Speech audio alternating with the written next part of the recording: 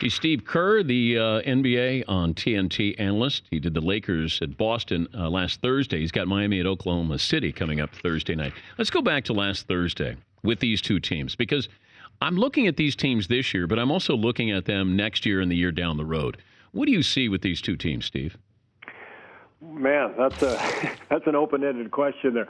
I see great dysfunction with the Lakers, and I see incredible chemistry with Boston. I mean, they're just going in opposite directions. Even though the Lakers have been hanging in there and kind of treading water here and staying in the playoff race, it just doesn't feel like anything is solid. And the Celtics, on the other hand, they have this incredible flow and pace and kind of rhythm to their game right now that has materialized after Rondo's injury. So it's really fun to watch, and I hope they keep it together so we can see how far this team can go.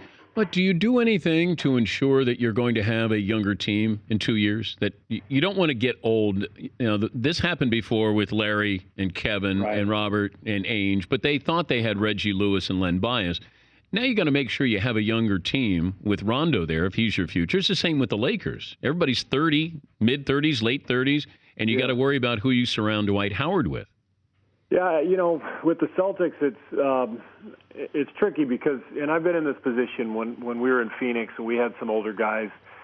You don't get great offers for a guy like Garnett or Pierce because they make a big paycheck. They're 35, 36 years old. The teams that are going to be interested are probably championship caliber teams, so you're not going to get a lottery pick back. So is it really worth it, to trade those guys and break up what you have right now, which is really fun to watch, by the way. I mean, the fans in Boston have to be thrilled. And I just think that's too valuable to give up. And I understand if you say, okay, well, we can trade Garnett and get a top 5 pick, and that can change our future. But I just don't think that's out there. And so I think it makes a lot more sense just to ride it out this year and see what they can accomplish. We're always looking for guys to lead, and it doesn't matter what sport. We're looking for actual leaders. But if you say the Lakers are dysfunctional, then I have to point the finger at Kobe. He's the one who's supposed to be leading. Does he know how to lead a team like this? It's been really fascinating to watch Kobe's sort of media transformation in this past year. I mean, he's like a Twitter star now, and he's on TV constantly, and he's I've kind of said he's like the old guy who just doesn't care anymore. He'll say anything, and so he's really great to listen to. He's an unbelievable quote. But I think a lot of what he has said has been harmful to the Lakers' chemistry in a lot of ways. And a lot of that has to do with Dwight's insecurity and his own sort of fragile nature. You combine those two dynamics. Kobe's just sort of, unhooked media emergence with Dwight's fragile nature. Now all of a sudden you just have constant stories every day. Some of it is just that they're the Lakers and people are going to always be interested in them. But a lot of it is that they've let too much stuff out of their locker room. They need to kind of close ranks. Yeah, these guys are, like women at a lunch where they've had, like Kathy Lee and Hoda when they've had a couple of glasses of wine there. I mean, just shut up, guys. Exactly. I mean, that team meeting they had in Memphis was basically on ESPN.com like 20 minutes later. I know. It's embarrassing. It's crazy. But I'm also looking at how guys lead. Kobe and Michael Jordan led through fear in a lot of ways. Yeah. Whereas LeBron leads by example. His job is to lead and share. Whereas Kobe and Michael, they just say, look, keep up with me. You better keep up with me.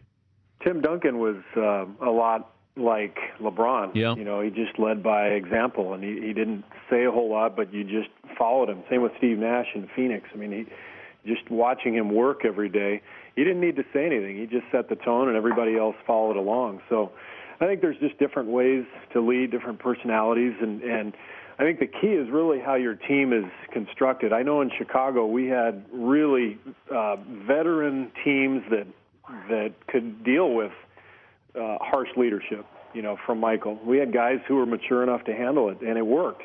In L.A. right now, it doesn't work because of the Dwight-Kobe relationship. There's there's not enough kind of a foundation there between those two guys for Kobe's leadership style to work with Dwight. Michael Jordan turning 50, and I think it was brought up a couple of different shows. Could Michael play now in the NBA? Okay, I don't think Mike could play now, but does Michael think he could play now? Probably. He probably does. I mean, and I'll bet he could play one game and get 15, 18 points or something, but he wouldn't be able to get out of bed the next day. That's the problem. It's the recovery time now when you get older. Everything hurts. You have Miami and Oklahoma City coming up on Thursday night. At what point do we start looking at Kevin Durant the way we do all great players who haven't won a championship and start to say, all right, let's go? I know he's young, but they're a great team.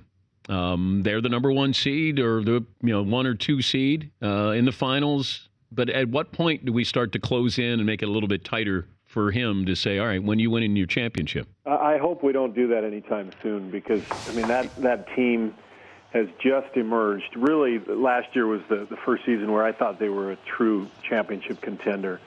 And Durant is getting better and better before our eyes. It'd be nice if just once in this modern era that we could just allow somebody to emerge and play and win on his own terms. Come on, that's not fun. It's not fun? All right. Then he better win it this year. There you go. Is that better? Yeah. Well, we did this to LeBron. If the Heat hadn't won a championship, could you imagine what we would be saying about the Miami Heat right now? Well, you know what? On the telecast last week, the Lakers-Boston, we showed a graphic of all the Lakers-Celtics finals meetings.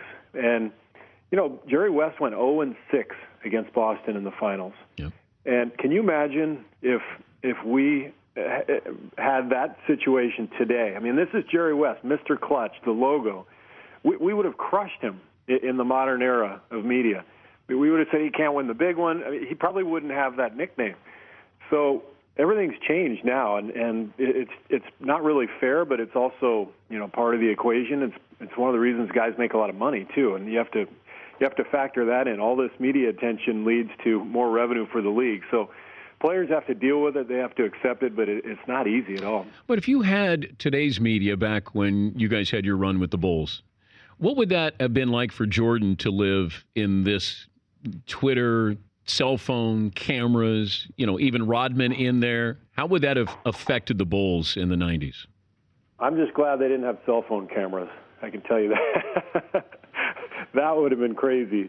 Who would have gotten hurt the worst? Oh, boy. I mean, all of us. I mean, everywhere we went, there were people. We'd come into hotels, after a game and, 1 a.m., we'd fly into a city, 1 o'clock in the morning on a Wednesday night. There'd be a couple hundred people in the lobby of the hotel. And so it was constant. So if you can imagine if people had cameras and all the stuff that exists today, it just would have been a 24-hour cycle. It would have been brutal. But you guys were a rock band. Yeah, it was pretty cool. Although, Bushler and I were just the roadies. But, we at least we got to set up the stage. That was pretty fun, too. Yeah, but you got run, though. I mean, you hit one of the biggest shots in Bulls history. Bushler would just be over there on the sideline. Nobody worked out harder prior to a game than Judd Bushler did. Hey, guy was one of the greatest teammates of all time. I'm telling you, that team, one of the reasons it worked was guys like Judd and Scott Burrell and Randy Brown, guys who you never really think much about, but they worked so hard and they were such a big part of the team and the foundation, and that was a pretty incredible run. Yeah, but did Jordan pick on those guys? Oh yeah, all the time. I remember Judd one day was having a bad practice and he was missing a bunch of shots, and every time he went up for a shot, Michael would just yell at him, just yell like a Garnett-style sort of primal scream. And it was like Judd was like, "Just leave me alone, would you?" But that's how he would do it. He would try to make you nervous, try to scare you. And his whole theory was, if you can't handle it now in practice, how are you going to handle it in the finals in Game 7? Did he make people cry? I never saw anybody cry. Rookies? No. But he intimidated people for sure. Good to visit with you as always, Steve. Thanks for joining us. All right. Thanks, Dan. All right. Steve Kerr, NBA on TNT. Miami at Oklahoma City coming up Thursday night.